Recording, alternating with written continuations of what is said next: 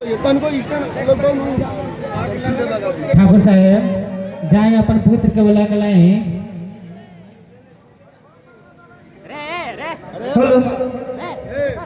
गाय के गोबर से अगनाली पाए रघु नंदन हरे।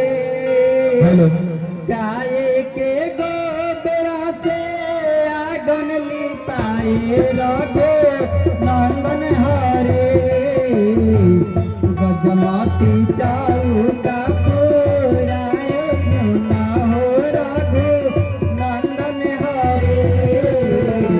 गजमती चौका पुराय सुना हो रघु नंदन हरे। गाय के गोबर से अगनाली पाए रघु नंदन हरे। गजमती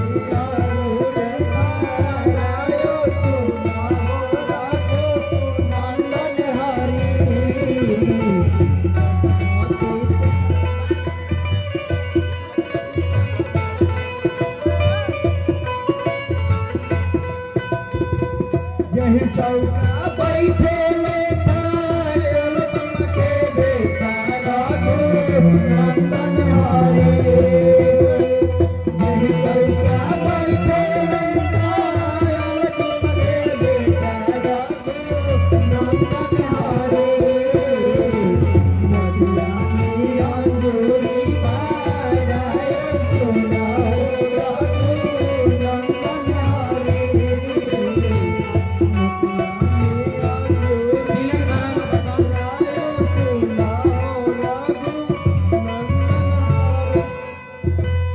हतना दिन में हतना बरतन कहाँ से लैले रे सारा।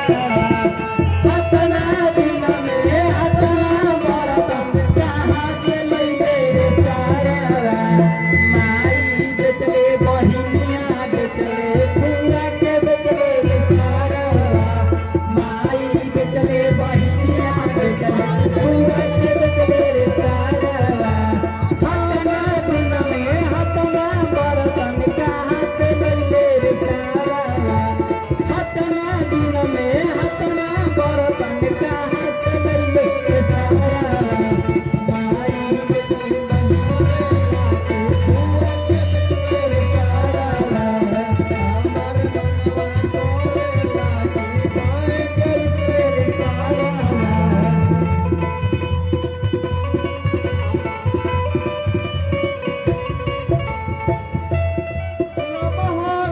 अंजूरी पसरियाए मोहना अंजूरी पसरियाए मोहना बबुआ। नमहारा पूरा परिवार नमहारा पूरा परिवार लम्हारा बाटे तोहरा पापा जी के नैया हो। लम्हारा बाटे तोहरा पापा जी के नैया हो। लम्हारा पूरा परिवार लम्हारा पूरा परिवार लम्हारा बाटे तोहरा बाबूजी के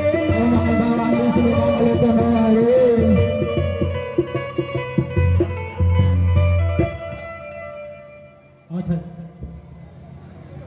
अरे पान देनी साटे के तो खा गईले रामुआ। अरे खा गईले रामुआ। ऐसा सुंदर भैया के छुछुंदर ऐसा सुंदर भैया के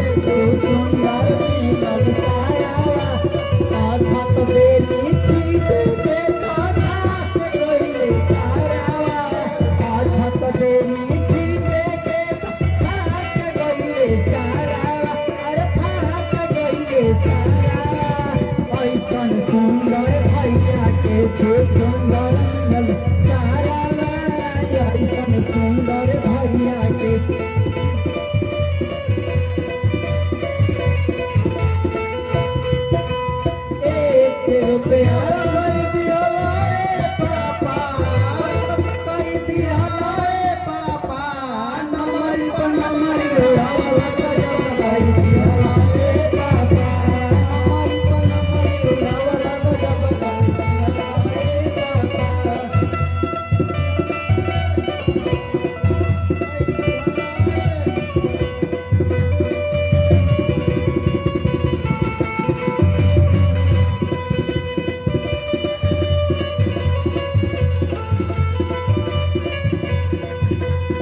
एक रुपया दू रुपया मोटली हो पानी जी एक रुपया दू रुपया मोटली हो पानी जी अरे मोटली हो पानी जी ऐसा मुंगा के बहनी के दहेज दिया पानी जी ऐसा मुंगा के बहनी के दहेज दिया पानी जी एक रुपया दू रुपया उठ गई है पानी जी उठ गई है पानी जी रामुआ के भाई तो है ते लगई है पानी जी रामुआ के भाई तो है ते लगई है पानी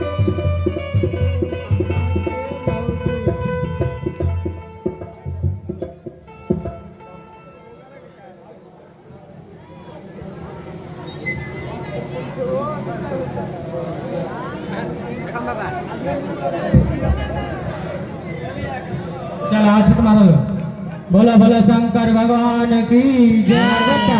20-30 करोड़ रुपया